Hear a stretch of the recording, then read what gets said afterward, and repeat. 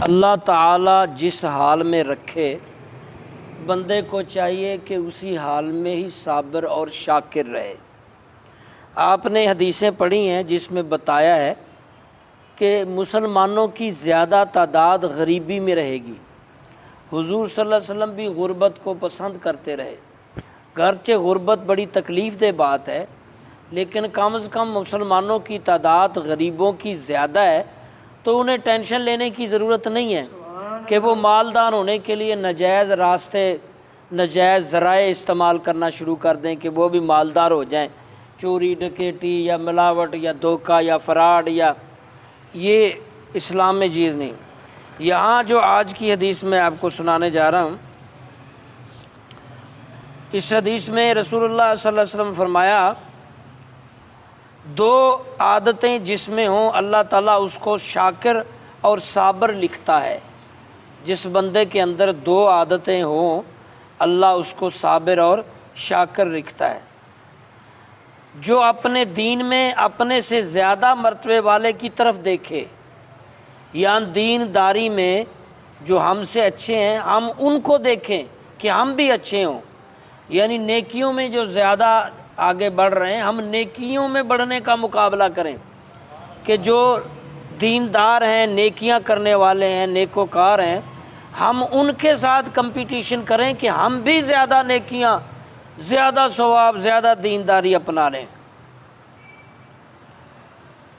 اور فرمایا اپنی دنیا میں اپنے سے کم درجے کی طرف دیکھے، یعنی دنیاوی معاملات میں مال و دولت، جاہ و جلال، حرص و ہوس، عہدے، سلوٹ، یہ جو دنیا کے روڑ رپے ہیں ان کو اپنے سے نیچے سے دیکھے۔ ہر بندے کے نیچے کوئی نہ کوئی ہوتا ہے، ہر بندے کے نیچے دنیا داری میں کوئی نہ کوئی ہوتا ہے، بلکہ ہر سطح پہ ہر بندے کے اوپر بھی ہیں، نیچے بھی ہیں۔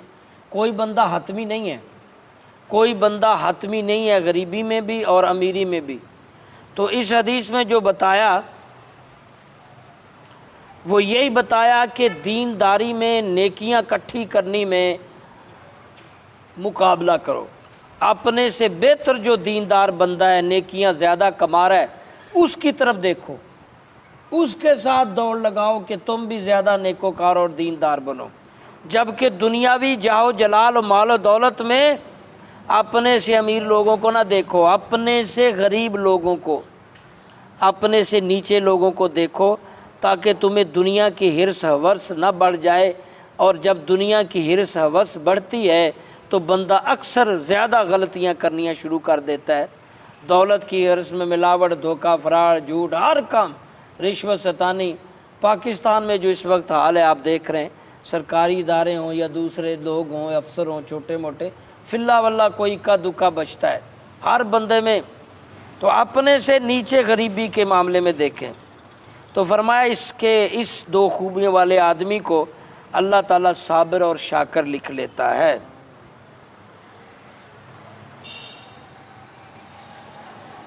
تو یہ اس حدیث میں یہی ہے کہ حضرت ابو ہریرہ رضی اللہ نے ایک حدیث میں جو بتایا کہ حضور صلی اللہ علیہ وسلم اور اصحاب کی زندگی میں غربت بہت تھی، لیکن صبر اور تقوی، صابر اور شاکر، قناعت بہت زیادہ تھی، ٹینشن نہیں لیتے تھے، ایک وقت کا ہے بس کھا لو، کل دے دے گا اللہ۔ لیکن جد و جہد نہ چھوڑو، گھر بیٹھے نہیں ملتا، جد و جہد ضرور کرو۔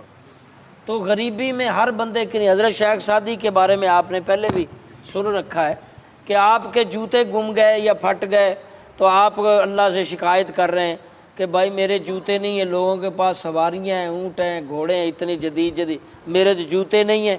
تو اسی باتوں میں اللہ سے شکوہ کرتے مسجد میں چلے گئے نماز کے لیے، وہاں مسجد کے باہر بندہ بیٹھا جس کے دونوں بازو نہیں ہیں، پاؤں بھی نہیں ہیں، وہ سجدے میں گر جاتے ہیں، یا اللہ میرے تو پاؤں تو ہیں نا، میں نے تجھے شکایت کی کہ میرے جوتے نہیں ہیں، اور میرے سے بھی نیچے لوگ ہیں جن کے پاؤں ہی نہیں ہیں۔ بہت دنیا پڑی ہے۔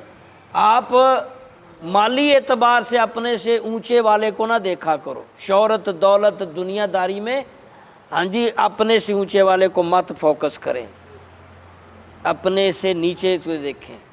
اس طرح آپ کو اپنی غریبی کا احساس ختم ہو جائے گا اور آپ صبر اور شکر کی طرف بڑھیں گے۔ لیکن دینداری میں، نیکیوں میں اپنے سے بہتر آدمی کو فالو کرو، اور یہ دو چیزیں جب آتی ہیں تو دنیا میں سکھی، آخرت میں بھی سکھی۔ اللہ